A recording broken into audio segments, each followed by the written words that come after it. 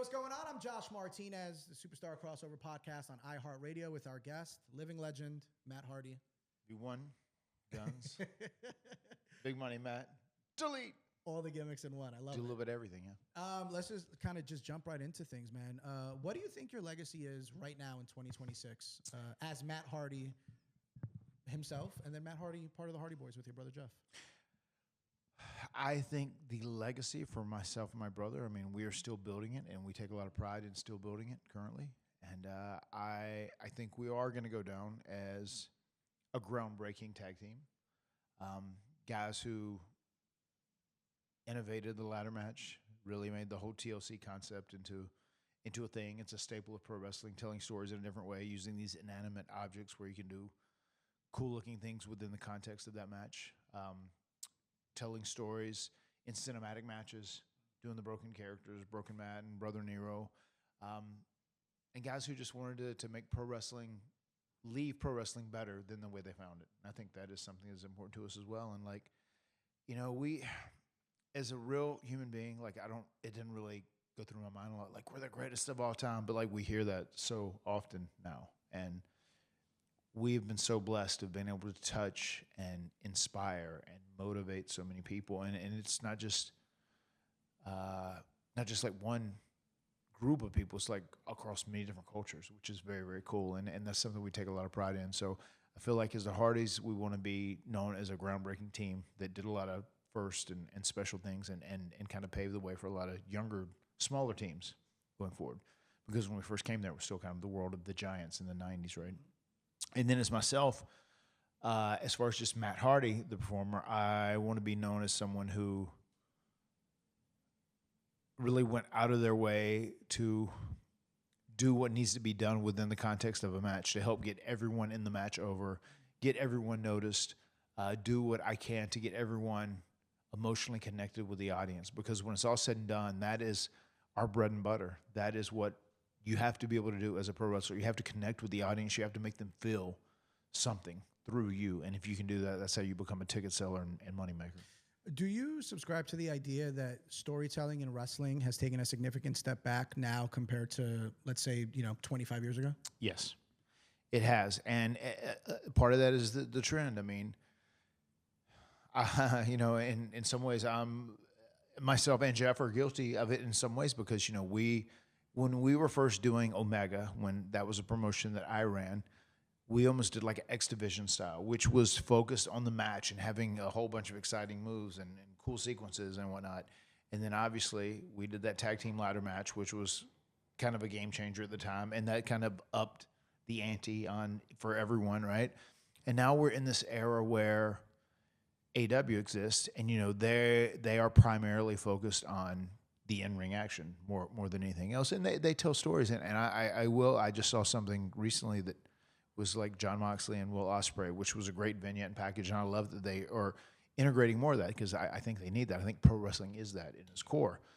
But a lot of people are really into like, oh my God, I want to see 5 stars and what is it going to be rated? Is it going to be a banger? Or is it like, oh my God, I heard banger so many times. AEW got sick of hearing the word. But that stuff is great, and that all has a place on the show. But wrestling, I think, is at its best when it's a variety show, and there's something for everyone on the show. And I think at TNA right now, I think every week on TNA Impact, we're doing a real good job of putting on like a variety show which has something for everyone. So every Thursday night on AMC, TNA, who has caught your eye on TNA that maybe you're like, give this person 1 year, 2 years, or the right, teacher, if you will, and they're going to go to the moon? Well, the first person was Leon Slater. And it was very cool because he was a huge fan of myself and Jeff. His finisher, the Swanton 450, was obviously inspired by Jeff Swanton in that form. But, we were his favorite tag team. And he has got to work with us. He's kind of sat under our learning tree. And the thing about Leon, for a 21-year-old, he is so far advanced mentally than I certainly was at 21. You know what I mean? Like for a 21-year-old, he understands what is going on. Like he's going to be a massive star as long as he can stay healthy. Someone who just recently signed with TNA is Ricky Sosa, and he just has that it factor to him too. And he's very talented. He can do a lot of great stuff, and I think he's going to be a big star when it's all said and done too. So now you guys are the vets in the locker room. Do you volunteer a lot of your knowledge and, just go up to wrestlers and say, hey, I have some notes for you, or do you wait for them to come to you? I kind of wait for them to come to me, and if they ask me like, hey, can you watch my match or do whatever, I love doing that. And there's a couple guys like Mr. Ellians. I like his gimmick. I love how it's kind of a throwback to the older days, and he's just very over the top. But he will say that, like, hey, if you can watch my match, please give me any feedback or criticism. And I love guys that have that attitude, because there are a lot of guys, when myself and Jeff were coming up, that wouldn't necessarily share those secrets with you because they kind of wanted to protect their spot. It's very different. It's a very different mindset in the pro wrestling business right now. But I love doing that. Another guy who I think is going to be really good is Jason Hotch, who is half of the Great Hands. He's going to be very talented, and I think he's going to break out into a single star before it's all said and done. Who was guiding you guys when you and your brother kind of started? Once you got to the WWF, once you got with Doc Hendricks at the time, Michael Hayes. Aside from him, who kind of took you under their wing to give you those tips? He was the biggest one, because he was invested in us, because he knew he was going to be with us, and it was great. He's like, hey guys, we're going to be like the new birds, He says, just listen to me. I'll tell you what we need to do to get over. He said, I've got that. I've done it hundreds of times. He said, no, we're going to act like a team. He said, we're going to break bread together. We're going to travel together. He said, hell, we'll even hill a room together. He said, but you guys alternate who sleeps on the cot. He said, because I'm a vet. I get the vet every time. But he was great, man. Just listening to him and learning from him. He taught us so much. He said, you guys do all these pretty moves. He said, yeah, when Jeff runs and he jumps off your back and he turns sideways and does that pretty kick into the corner, that looks real nice and it's great. When Jeff does that pretty swanton form and comes over, when you do that nice moonsault and hit somebody. But there's a part of me as a regular fan who's sitting in the front 5 rows, and I go, well, these Hardy Boys, they're good acrobats, but can they really kick somebody's ass? He said, people will have to believe in you physically from a physicality standpoint. And he said, how about, Jeff, you jump off Matt's back and you do that beautiful kick. Matt, you're more aggressive of the two of you. I said, how about the guy feeds out and you rip his head off with a clothesline, and then you mount him and you try and beat his face in, where people can look at you and there's a very visceral feeling like, holy shit, these guys, like, they're acrobatic and they're athletic, but like I wouldn't want to get in a fight with them because I think they'd whip my ass. And that is what he really helped us get over on. So when it comes to looking back in your career, one thing that I always noticed about TikTok nowadays, Instagram Reels nowadays, is you'll scroll and then things just pop up depending on your algorithm. I'm sure your algorithm is very wrestling heavy, probably Hardy Boy centric. Is there a match that comes across your feed or clips of a match that no matter what, you have to stop and watch it and just relive that time?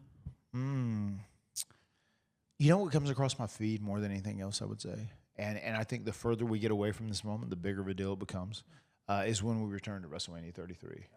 That one is very, very popular. There are matches though that I do love. I love whenever I see clips of the Shawn Michaels Undertaker matches from WrestleMania. Some of my favorites. Shawn Michaels was heavily inspirational to myself and Jeff. Bret Hart heavily inspirational to myself and Jeff. And I felt like as a team we worked very well together. Jeff is more like the Shawn Michaels. He's the flashier guy, does the more exciting things. Where I'm more of the meat and potatoes guy, kind of like Bret was too. And I had some people say, you know what? I watched some of your old matches recently, and you really remind me of like Bret Hart later on. And I was like, I take that as a compliment to the highest degree. Is there a match that you think is underrated? A lot of people see you, they think of, WrestleMania 17 ladder matches. They think of the TLC matches.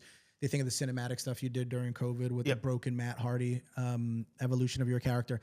But is there a match where you're like, that's cool because there was high flying this, high flying that, innovation, but I really take pride in this match because we went 20, 30 minutes and it was just straight storytelling. Yes. The match that I have so much pride in, and I'm so happy it happened at TNA, and I think it is the most underrated match of my career.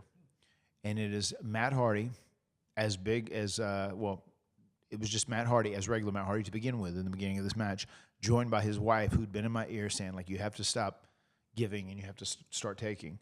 And I wrestled EC3.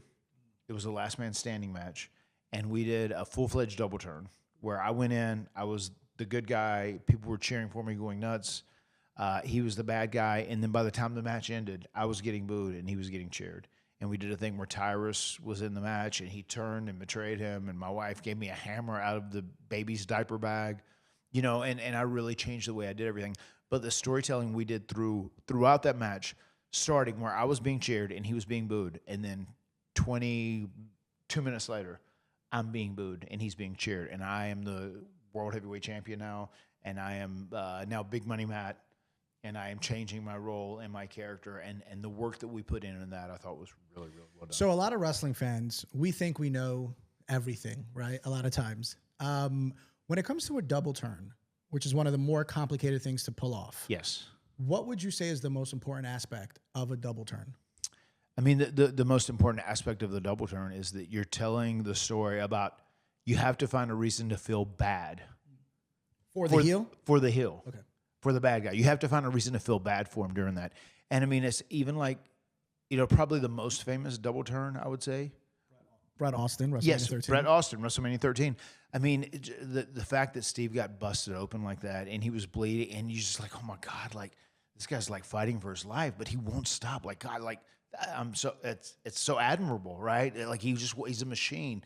He looks like he's gonna bleed to death, but he's continuing to go.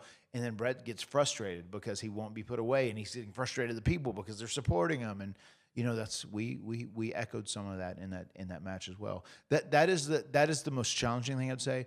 The person who's legitimately a bad guy trying to find a way to make the crowd feel sympathetic for him.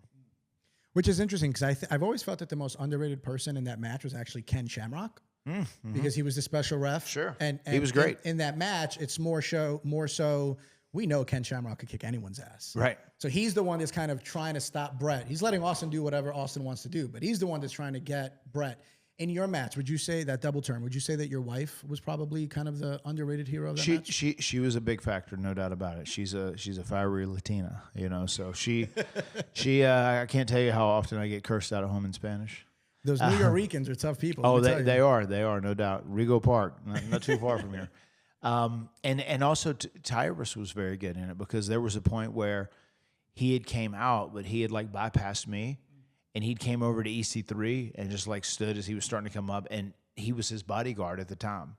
But it turns out I had paid him off. And then as he's starting to come up, like I remember we had this discussion, and EC3 had said, if I am going to be a good guy following this, then I should like see your reaction, and like he's in the ring and you're smirking, and like I just look up, and then like I see you are reacting positive to him being here, so I just have to look up like, go ahead, kill me. And he stood up and did that, and just whenever he dropped, and I was like, boo, and then he still got back up, and we went through and finished the match. But you know, we had two people that were on his ass with my wife, with Queen Rebecca, and with Tyrus. So a lot of people nowadays talk about Mount Rushmore. I want to keep it more of like a Survivor Series tag team. Yeah. Right. So if you needed to choose you and 3 or 4, because sometimes Survivor Series is done 5-on-5. Yeah. So you and 3 or 4 baby faces against 4 or 5 heels on the other side of the ring.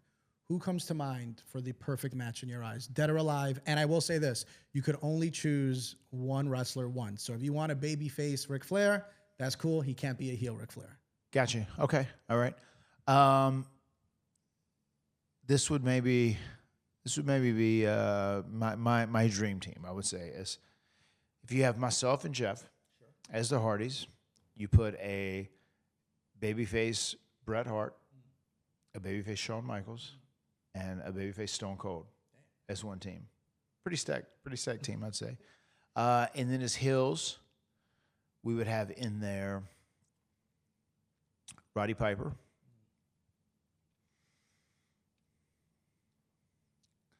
maybe Undertaker and Kane as heels. I like the psychology of that, by the way. Big man, Yeah. David Goliath. I like Yeah, it. yeah. And then I would want a couple people that were really hated and despised, that were really good at doing that and staying that way. If you need names, Flair, Hogan, NWO as a whole, you know, members of that. Those were great. I have to throw Flair in there. Randy Orton's another major heel. Yes. You know, let's do that. Let's do Randy, because I loved working with Randy as it was anyway. Who do you think is the most underrated performer that you have gotten in the ring with, that you look back at and you're like, we had some killer matches. They don't get the credit they deserve, though. That's a really good question, too. Even I'm thinking about that. Someone who I feel like should have been bigger that I did work with, but just you know who I think was really talented, and he had a string of bad luck, and then he went through a couple personal things. I think Ken Anderson is a guy who at one point he was on the docket to win the WWE title when he won that Money in the Bank, and then he got injured. And I remember we had a match where I beat him, so I would be like an opponent if he does win the title, but then he got hurt and it didn't happen, and it went to Edge, and it was very convoluted, everything together. But he was really talented, especially when he was hot. And then he first came to TNA, and he did well there. And he actually just did, when we were in Minneapolis, he did an appearance there, and he still got a great reaction. And it's funny, he's kind of dabbling in wrestling a little bit, but I feel like he should have probably had a bigger and better run, because I worked with him a lot personally, and he was there working as enhancement talent in the beginning, and he always talked about how nice Jeff and I were to him. And I was like, well, dude, like, we live that life. Like, we know how it is. You know, you want to be accepted by everybody. And I was real happy when he got a job there, and I got to work with him quite a bit, but I feel like he should have been a much bigger star than he was. So last question, John Cena, AJ Styles, a lot of these performers have had kind of retirement tours the last few years. There's rumors of other big time performers having these retirement tours. Have you considered or thought of how you kind of want to have your final match, or do you not want to have that finality to it? No finality for right now. And I get asked that pretty often.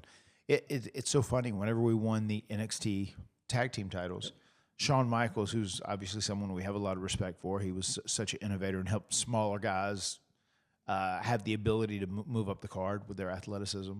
But he just said, you know what? He said, like, I'm so happy you guys are in this position, and, you know, you guys are killing it at TNA, and you're doing this, and you won the WWE NXT tag titles. He said, you know, I think if any tag team deserves something like John Cena had, it would be you guys. Like, maybe that year-long tour to finish it up, wrap it up, whatever. And I said, well, honestly, we're not even trying to think in that terms right now. We're just trying to keep it open, and once we get there, we'll determine it. But we want to.